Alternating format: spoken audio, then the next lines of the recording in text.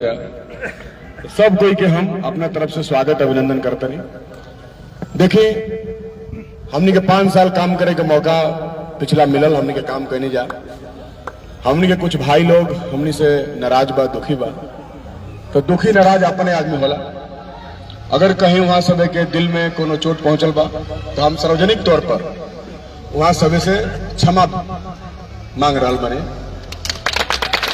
हमनी के कोशिश कर रही है करब जा क्या वाला समय में कोई के दिल में हमनी के माध्यम से कोनो दुख ना पहुंचे।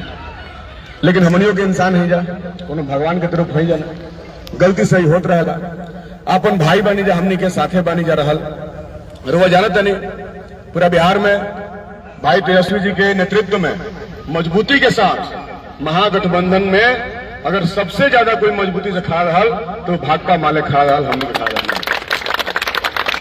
बिना कोनो पद के लालच के, कोनो लिप्सा के सरकार में भी हमने देंगे हमने के कोनो मंत्री पद के लालच ना रहे। आजो हमने के कोनो लालच नहीं थे। जो भी भाई हमने से बात करे के इच्छा रखा था, बहुत अच्छा वातावरण में, अभी तो चुनावी समय बा, समय भी कम बा, रवा जानता नहीं अच्छा अभी कितना तेजी में चुनाव आयोग हमने के चुनाव में डाल दिलस। पहले SIR चला लो, बाद फिर चुनाव शुरू हो गए, तो समय भी हमने भी उतना नहीं खे। लेकिन जब भी जरूरत पड़े रुआ हमारा खातिर हमारा दरवाजा हमेशा खुला बा। रुआ जानते नहीं हम डुमराव में रहनी, हमार कार्यालय बा, ऐजा के कई गो साथी लोग, नौजवान, किसान, मजदूर सभे जाला, हमनियों का भी जब बातचीत होला। ऐसे कोनो कमी हो सकला, इंसान से हो सकला भाई, कोई भगवान से ना, ऐसे इंसान से गलती होला, ओकरा के सुधारल जाला। और आग्रह हो ओकरा में सुधार करिए। सुधार ना करिए तो आगे जौन सजा देवे को हो रहा सजा हमनी के मंजूर बा। हमनी के तरह अदालत को बनी जा, हमनी के तरह और न्यायालय में खड़ा बनी जा, फैसला लोगा लेवे के बाद। 5 साल हुआ हमारे काम काज देखले बनी, छात्र के, नौजवान के, खेत में पानी के, स्वास्थ्य के, मजदूर के लड़ाई हम मजबूती के साथ विधानसभा में लड़ल बने। कभी भी 5 साल में ऐसा काम हमनी के नहीं जा कैले कि हमनी के क्षेत्र में हमनी के लोग के सर कभी शर्म से झुके। हमेशा हमनी के डुमराव के प्रगति के, डुमराव के किसान, नौजवान, छात्र के विकास के बात के लिए बनी जा। हमनी के लड़ाई लड़के डुमराव में मेडिकल कॉलेज ले निजरवा जानते नहीं। महागठबंधन के सरकार बनल, हमनी के ओकरा पहले से लड़त रही मेडिकल कॉलेज खातिर। हम विधानसभा में सवाल उठेने कि डुमराव पटना से भी 150 किलोमीटर दूर है और बनारस से भी 150 किलोमीटर दूर है। यहाँ अगर किसी व्यक्ति का हार्ट अटैक हो जाए, किसी व्यक्ति का ब्रेन हेमरेज हो जाए, अगर किसी का पल्स रेट कम हो जाए, किसी का एक्सीडेंट हो जाए तो उसको अस्पताल नहीं मिलता, उसको सीधे आते हैं जमराज और उठा करके अपने यहाँ लेके चले जाते हैं। ये स्थिति है यहाँ का। हम की लड़ाई के बाद 2022-23 में जब महागठबंधन के सरकार बनल, हमने के भाई तेजस्वी प्रसाद यादव जी स्वास्थ्य मंत्री बननी, डिप्टी CM बननी, मुख्यमंत्री नीतीश कुमार हो गए। हम जाके मुलाकात करने की हजूर हमने के क्षेत्र में चिकित्सा की स्थिति बहुत खराब बा। पिछला 20 वर्ष में इस सरकार एगो ICU तक जाने के खुलवैले। आज अगर कोनो गरीब आदमी के गंभीर बीमारी हो जाए और तुरंत ICU की जरूरत पड़ जाए तो ओकरा भी सरकारी अस्पताल में जाए के कोनो रास्ता नहीं खे। अगर पैसा नहीं खे तो ICU के अभाव में मृत्यु हो जाए। लड़ाई लड़के हमने के स्वीकृत करे नहीं जा, ओकरा में केंद्र सरकार के, भाजपा सरकार के एक नया पैसा नहीं लागल, बिहार सरकार के लागल बा। अगर स्वास्थ्य मंत्री हमने के भाई तेजस्वी जी रहे तो अगर एजा के मेडिकल कॉलेज को देवे के काम के बा तो ओकर नाम तेजस्वी प्रसाद यादव।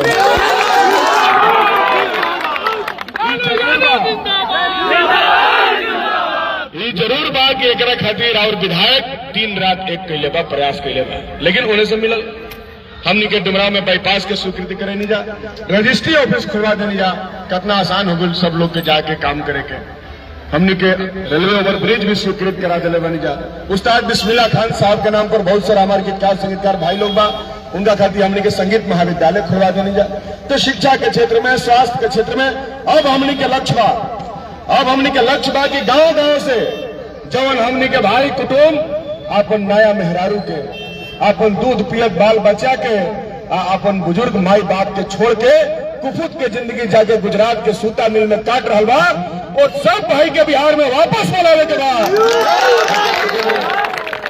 सम्मानजनक जिंदगी देवे के बाद घोषणा भइल बा। आ घोषणा नहीं क्या भइल, ये ऐतिहासिक काम भइल बा। तेजस्वी जी लिख के दिले बने, कोई लिख के ना देवे, लिख के दिया बा कि हमने के आने वाला समय में सब बिहार के लोग के, बिहारी लोग के अपन राज्य में सरकारी और पक्का नौकरी देवे के गारंटी करब जा। नया सूरज के उदय होने वाला बा 14 तारीख के, नया सूरज के उदय होने वाला बा। बिहार के नया सपना हमने किया बा। हमने के नौजवान भाइयों के ठेका पर, टेंडर पर नौकरी दे के इस सरकार उनका जिंदगी बर्बाद कर ले बा। सब ठेका टेंडर पर नौकरी चल रहा बा। हमने के जब 17 महीना के सरकार बनल तो सबसे पहले काम हमने के कहनी जा, ठेका के नौकरी खत्म करके बीपीएससी के माध्यम से शिक्षक के बहाली करनी जा और सब मास्टर के राज्य कर्मी के दर्जा दिलवानी जा।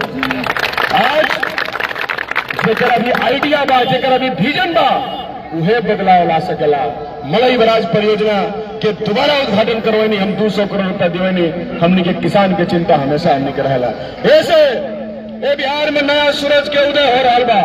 बिहार नया करवट ले रहा बा। बिहार नया दिशा में बढ़ रहा बा, जहाँ हर भाई के, छात्र के, नौजवान के, माई के, बहन के मान के, सम्मान के, इज्जत के, प्रतिष्ठा के ख्याल रखल जाए। जहां अपन माई बहन लोग के हर महीना 2500 रुपया और जीविका के सीएम दीदी लोग के 30,000 रुपया महीना देवे के गारंटी कर जाए। नया बिहार बन रहा बा। रउआ सब दोनों हाथ खोल के, सब गम भुला के, दुख तकलीफ भुला के, ये जो नया सूरज के उदय हो रहा बा, दोनों हाथ फैला के वो नया सूरज के रउआ सब स्वागत करी, अभिनंदन करी। हमने के लड़ाई डुमराव में सामंती पूंजीपति से हो रहा बा। सीट खरीद के रुपया पैसा चुनाव लड़े आयल बने। इनकर कोशिश बा कि अगर हम सीट खरीद सकत नहीं तो हम जनता के वोट भी खरीद सकत नहीं। लेकिन हम कहने गए बाबू, ये डुमराव हो, समाजवादी लोग के धरती, कपिल मुनि कुम्हार, रामदास लोहार, रामदास कमकर, उनकर धरती हो। एहिजा जब 1942 में आंदोलन शुरू भइल तो जब एहिजा से शंखनाद भइल पटना से, तो एहिजा के लोग सबसे पहला झंडा उठा के अंग्रेज से देश के गुलामी के मुक्त करे खातिर अपन शहादत देवे के काम कैले बा। ई धरती सामंतवाद के या पूंजीवाद के बर्दाश्त नहीं करेगा। राजनीति के दबावे के कोशिश हो रहा बा। कोशिश होता कि अब गरीब के घर से, खेत से, खरिहान से, सरकारी स्कूल से पढ़ के कोनो लड़का राजनीति न करे। ये कोशिश हो रहा बा कि बड़का पूंजीपति लोग के परिवार के लोग आवे और चुनाव लड़े। ये धन बल, बाहुबल, ये पूंजी के ताकत से जनता के प्रतिनिधित्व के ताकत के खत्म करे के साजिश हो रहा बा। हम लोग सब आह्वान कर चाहते नहीं कि टिकट खरीद के आने वाला, सब कुछ पैसा से खरीद लेवे के सपना देखे वाला के 6 तारीख के अपन वोट से अपना छोड़ दी कि दोबारा कोई पैसा से टिकट कि दोबारा कोई रुपया से टिकट खरीद के चुनाव लड़े के सपना भी ना देख सके। ऐसे ही लड़ाई बिल्कुल स्पष्ट बा, बिल्कुल भरम में नहीं रह के। जवन भाई से शिकायत बा हमरा से, हम दिल खोल के सुने खातिर तैयार बनी। हम हाथ जोड़ के क्षमा मांगे खातिर तैयार बनी। क्षमा शोभती उस भुजंग को जिसके पास गरल हो।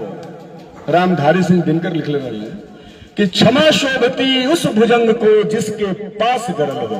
उसको क्या, उसको क्या जो नख दंत विहीन हो, उसको क्षमा नहीं शोभती है।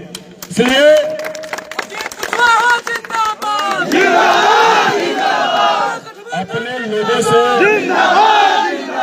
अपने लोगों से क्षमा मांगना अपराध नहीं है। आप हमारे भाई हैं, हम आपके साथ हमेशा रहेंगे। आप नाराज रहेंगे तब भी आपके घर आएंगे, आप प्रेम से रहेंगे तब भी आएंगे। जो भी बीच में हुई है उसको हम लोग ठीक करेंगे और आने वाले समय में नया सरकार बनाएंगे। तेजस्वी जी के नेतृत्व में नया बिहार बनाएंगे। बहुत बहुत शुक्रिया। जिंदाबाद।